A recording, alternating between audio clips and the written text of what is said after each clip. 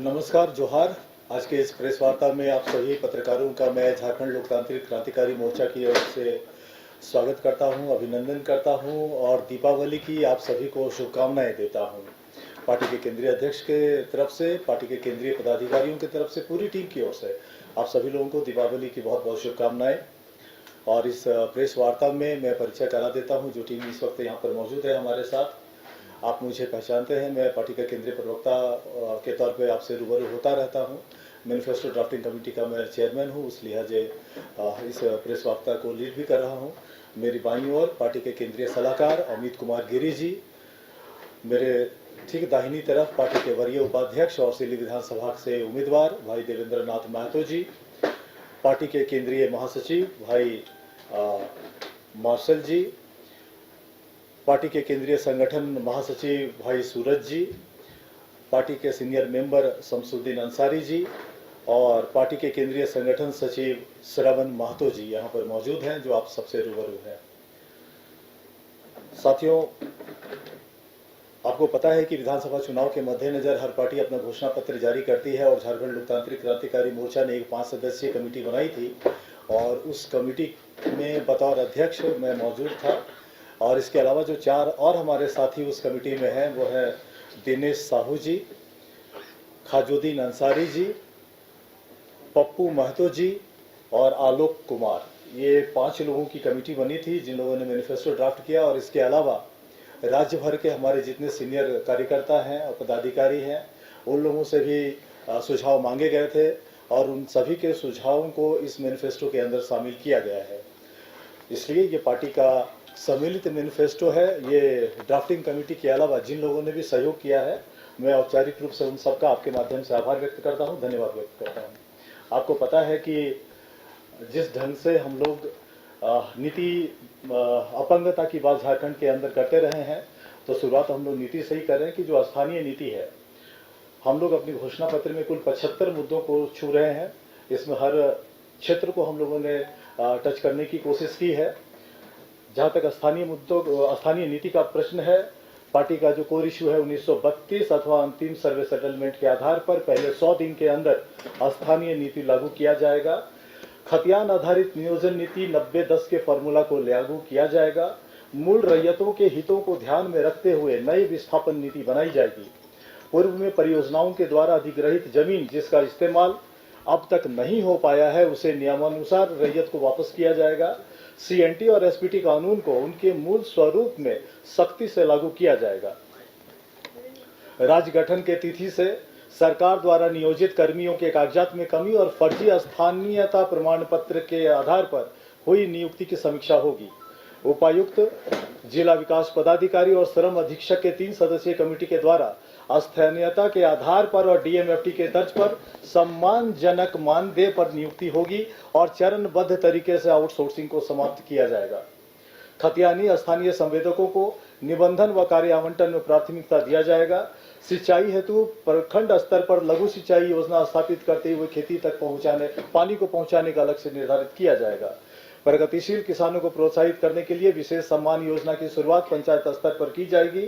सरकारी एवं private bank के सहयोग से महिला समूह, बड़े एनजीओ और स्थानीय उद्यमियों को कर्ज मुहैया कराया जाएगा। भ्रष्टाचार पर नियंत्रण हेतु एंटी करप्शन पॉलिसी के तहत सभी जिला और प्रखंड मुख्यालय में एसीबी की टीम तैनात होगी। राज्य ऊर्जा नीति के तहत ग्रामीण स्तर पर बिजली संरचना को मजबूत करते हुए और सौर ऊर्जा को बढ़ावा देने के लिए काम किया जाएगा। कैलेंडर बनाकर प्रत्येक साल जेपीएससी परीक्षा आयोजित की जाएगी। गरीबों के लिए शिक्षा और कृषि ऋण की व्यवस्था 0% ब्याज दर पर होगी। सेविका, सहायिका, रसोईया, कृषि मित्र, जल सहिया, स्वास्थ्य सहिया और अन्य अनुबंध कर्मियों के लिए मानदेय में वृद्धि होगी।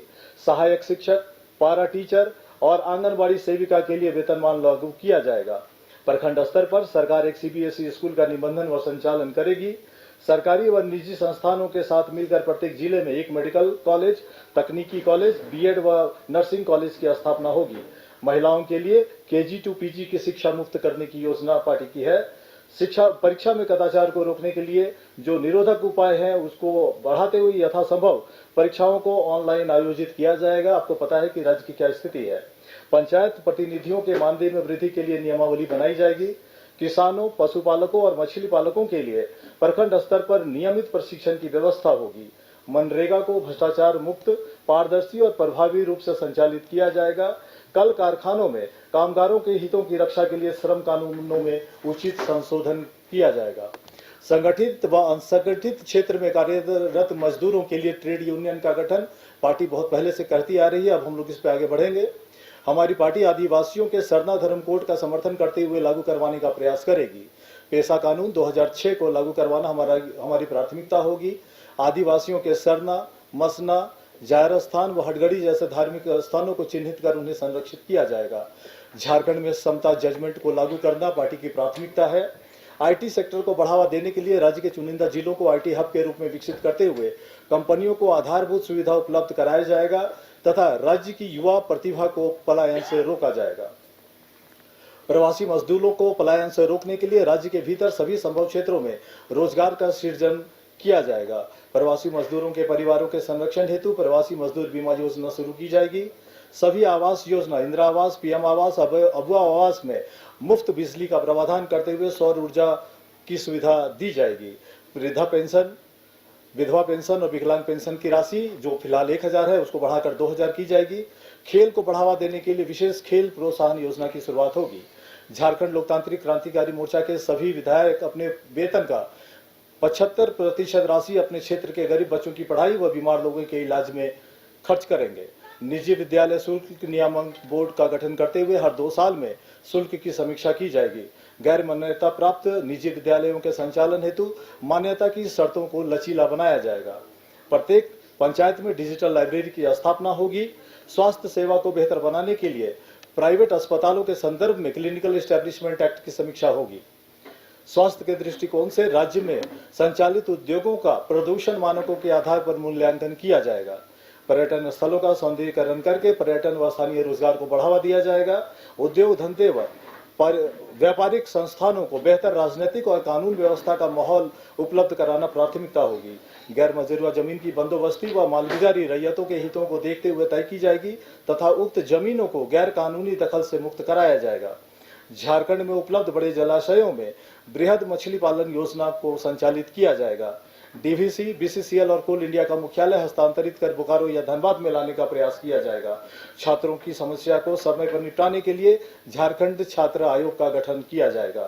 परीक्षाओं के पेपर लीक या उससे जुड़ी अनियमितताओं को रोकने के लिए तकनीकी व प्रशासनिक अधिकारियों का टास्क फोर्स बनाया जाएगा। पिछली सरकारों के ढुलमुल रवैये के कारण पिछड़ चुके छात्रों को मौका देने के लिए चुनिंदा परीक्षाओं में उम्र सीमा में छूट दी जाएगी।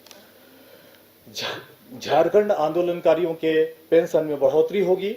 आंदोलनकारियों के आश्रितों को तृतीय व चतुर्थ वर्ग की नियुक्तियों में 5% आरक्षण दी जाएगी।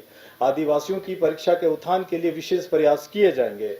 झारखंड न्यायिक सेवा से जुड़े अधिवक्ताओं को सुरक्षा देने के लिए एडवोकेट प्रोटेक्शन एक्ट बनाया जाएगा। राज्य स्तरीय खेल विश्वविद्यालय की स्थापना करते हुए हर परिमंडल में बड़ा स्पोर्ट्स सेंटर स्थापित किया जाएगा। झारखंड के प्रत्येक परिवार के 18 वर्ष से अधिक उम्र के युवक और युवतियों को निजी व अर्ध सरकारी क्षेत्र में उनकी शिक्षा व दक्षता के आधार पर रोजगार की गारंटी होगी। हिंदी सहित झारखंड के क्षेत्रीय भाषाओं में बनने वाले सिनेमा के निर्माता व कलाकारों को विशेष प्रोत्साहन व संरक्षण दिया जाएगा। त्रिस्तरीय पंचायत चुनाव में निर्वाचित जनप्रतिनिधियों के मानदेय में व्यापक वृद्धि की जाएगी, जिसमें वार्ड सदस्य को 5000, मुखिया व पंचायत समिति सदस्य को 11000 और जिला परिषद सदस्य को 15000 की राशि दी जाएगी। झारखंड में कार्यरत पत्रकारों को उनके क्षेत्र में कार्यरत कंपनियों के द्वारा आवास और स्वास्थ्य की सुविधा सहित स्वास्थ्य बीमा का प्रावधान किया जाएगा तथा उनके बच्चों के फीस में संबंधित निजी विद्यालयों में 50% की छूट दिलाई जाएगी। जो विभिन्न जिले हैं वहां के आईपीआरडी की सलाह अनिवार्य होगी इस पूरे मामले पर। छत्तीसगढ़ के तर्ज पर जो तेल घानी बोर्ड और माटी कला बोर्ड का जो गठन है उसको लेकर के निश्चित तौर पर हम लोग आगे बढ़ेंगे। झारखंड में संचालित मदरसा में शिक्षा के स्तर को बढ़ाते हुए अधिक प्रतिस्पर्धी बनाया जाएगा। झारखंड शिक्षक पात्रता परीक्षा उत्तीर्ण पारा शिक्षकों को सहायक शिक्षक के पद पर समायोजित किया जाएगा। झारखंड के स्थानीय महिला उद्यमियों को सरकारी गारंटी पर उद्योग स्थापित करने के लिए बैंकों से ऋण उपलब्ध कराया जाएगा, जिसमें प्रथम वर्ष का ब्याज शून्य होगा। सरकारी नियुक्तियों का परीक्षाफल 2 चरणों में प्रकाशित किया जाएगा। पहले दिन जो 75% या जो तय होगी, जब सरकार बनेगी, जब नीति बनाया जाएगा, तो जो रेशियो तय होगा, कभी हम लोग 90-10 की बात करते हैं, कभी 75-25 की बात करते हैं, तो जब पावर में आएंगे जो उस वक्त तय होगा तो उसके अनुसार ये प्रतिशत होगा। लेकिन पहले दिन स्थानीयता के आधार पर झारखंड के अभ्यर्थियों की सूची जारी होगी और उसके अगले दिन शेष भारत की सूची जारी होगी और उनका परिणाम जारी होगा। 2 भागों में परिणाम को प्रकाशित करने का मकसद सिर्फ झारखंड के युवाओं को अतिरिक्त संरक्षण देना है। अतिरिक्त रोजगार सृजन के उद्देश्य से लेबर एक्ट में व्यापक बदलाव करते हुए कार्य अवधि को सभी क्षेत्रों में 8 घंटे तक सीमित करेंगे। उसके उपरांत सभी क्षेत्र में ओवरटाइम का चलन समाप्त किया जाएगा। परिणाम स्वरूप पहले से उपलब्ध जो अवसर है उस अवसर में 33% अधिक रोजगार का सृजन होगा। पूर्ववर्ती सरकारों के द्वारा संचालित जन कल्याणकारी योजनाओं की समीक्षा होगी और अंतिम व्यक्ति तक पहुंचने वाली वास्तविक योजनाएं जारी रहेंगी, उसमें कोई परिवर्तन नहीं किया जाएगा। खेती की मिट्टी की जांच के उपरांत फसलों का निर्धारण कर किसानों को संपन्न बनाया जाएगा। सरकारी अस्पतालों के संचालन के साथ साथ बेहतर सरकारी जांच केंद्र की स्थापना की जाएगी। स्थानीय नीति पर आधारित स्पष्ट नियोजन नीति बनेगी। झारखंड के गरीब छात्रों को निःशुल्क शिक्षा व छात्रवृत्ति दी जाएगी। झारखंड के स्थानीय संवेदकों को 30 करोड़ तक के सरकारी टेंडर दिए जाएंगे। झारखंड के पिछड़े समुदाय को 27% तक का जो आरक्षण है उसको लेकर हम लोग संकल्पित हैं। डीएमएफटी की समीक्षा करते हुए खनन क्षेत्र के प्रभावितों की जरूरत व सुविधा को प्राथमिकता दी जाएगी। झारखंड की कला संस्कृति को संरक्षित करने के लिए बृहद कला संस्कृति बोर्ड का गठन किया जाएगा ताकि झारखंड के कलाकारों को प्रोत्साहित व संरक्षित किया जा सके। साथियों, इस पूरे घोषणा पत्र को हम लोगों ने टॉप 10 जो हमारा विजन है, जो पार्टी का जो प्राथमिकता है, उसमें भी हम लोगों ने समाहित करने की कोशिश की है। अगर आप रिकैप जानना चाहें इस पूरे घोषणा पत्र का, तो उसको खतियान आधारित स्थानीय नीति व नियोजन नीति बनाई जाएगी। प्रभावित रैयतों के हितों को